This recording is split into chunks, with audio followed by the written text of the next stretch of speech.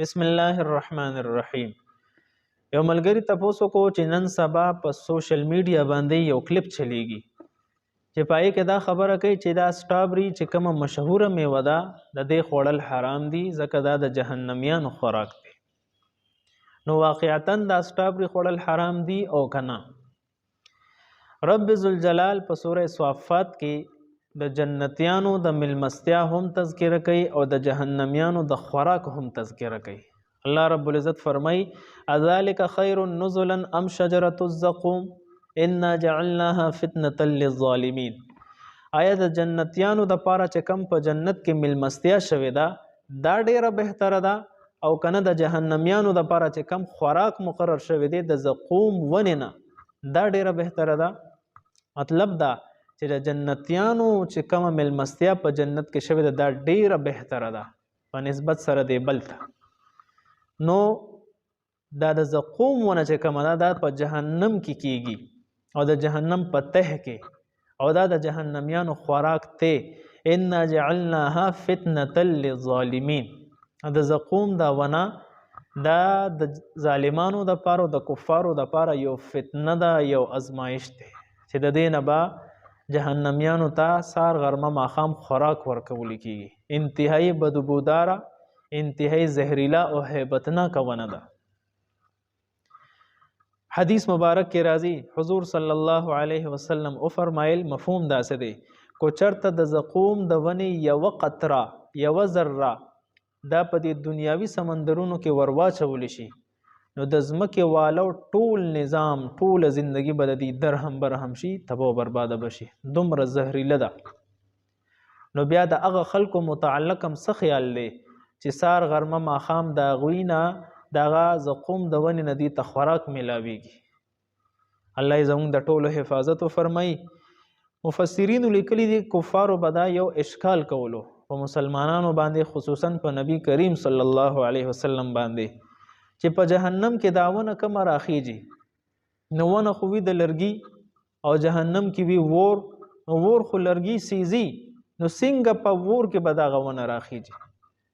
دغه شان تفسیر مظهری لیکلی دی ابن زبعری یو سړیو هغه به د قریشو سردارانو ته ویل چې محمد صلی الله علیه وسلم چې تاسو کم د دې زقوم د ونې نه یری نو بربری زبان کې خو زقوم کجورو ته ویل کیږي او مکن ته ویل کیږي لہذا دینه مې یریږي.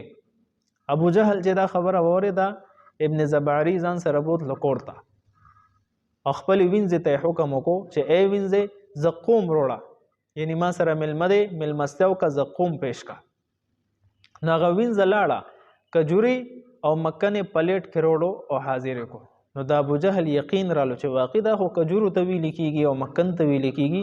نو ابو جهل روت خپل قبیلی والو ته ویل چې ای قبیلی والو ستاسو د عملګری چې کم دی یعنی محمد صلی الله علیه وسلم تاسو د زقوم نه یری حالان کې زقوم کجورو ته ویل کیږي او مکن ته ویل کیږي.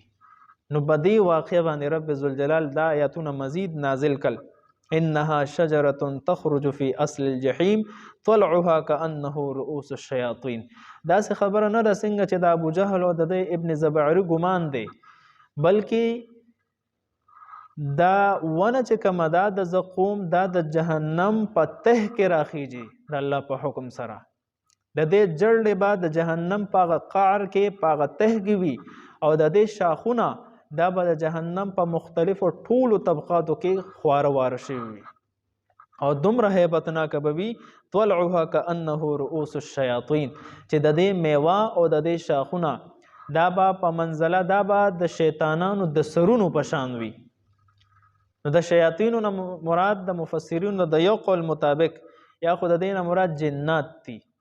نو جنات هم انتهایی هیبتناک بدصورته وی نو د دې وجه نه د جناتو سره د دغه ونې تشبیه ورکړې شوه چې انتهایی ډرونه او هیبتناک به وي د جهنميانو به تیره کیږي.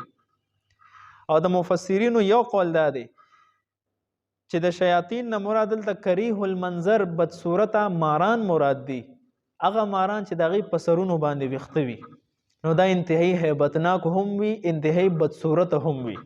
نو دا ونه به د شکل او صورت په اعتبار سره او د شاخونو د میوو په اعتبار سره انتهایی هیبتناکه انتهایی بدصورته اور ذائقې په اعتبار سره انتهایی ترخه د زهرو په شان به وي.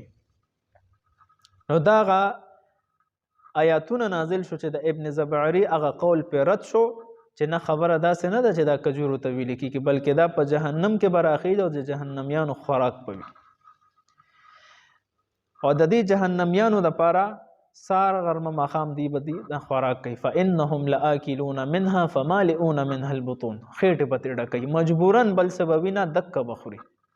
چې بیا د اوبو ضرورت شي رب ذوالجلال به فرمایي ثم ان لهم علیها لشوبا من حمیم، نو دې ته به دومره سرې کړې او ګرمې اوبه ورکوړي چې هغه اوبه چې سکي نو اوبو څکولو سره به دا کلمې دي نه به دې لاندې طرف باندې وځي.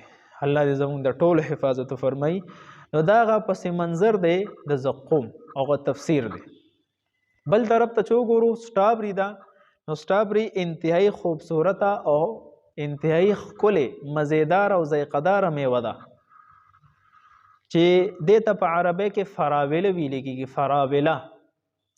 نو سټابري او زقوم د نوم اعتبار سره هم دواړه مختلف دي، د ذایقې او د صورت په اعتبار سره هم دواړه مختلف دي. د دې وجې نه د زقوم حکم په سټابري باندې لګول دا صحیح نه دي، لہذا د سټابري خوړل بالکل جایز دي او حلال دي. دې ته چې څوک حرام وایي نو د حرامو دپاره دلیل قطعي ضرورت وي چې په دې معنی بالکل دلیل قطعي نشته، لہذا سټابري خوړل دا بالکل جایز دي او حلال دي. داسې قسم کلیپونه چې مخې ته راځي یا څوک رالیږي درته تا باندې ضروري ده چې د هغه به طور تنبیه به طور دعوت هغه ته خبر وکړي چې بھئی داسې کلیپ مه شیر کوه، دا د شریعت خلاف دي او سټابري خوړل بالکل جایز دي. او د جواز فتوا او د حلال کېدلو فتوا دا بن نوری والا ورکړې ده. همدغه شان د دارالعلوم دیوبند فتوا ده. ټول فقها به دې متفق دي چې زقوم چې کم د جهنمیانو خوراک دی هغه جدا سیز دی او سټابري دا جدا سیز دی، دا بالکل حلال دی او دا بالکل جایز دی. والسلام.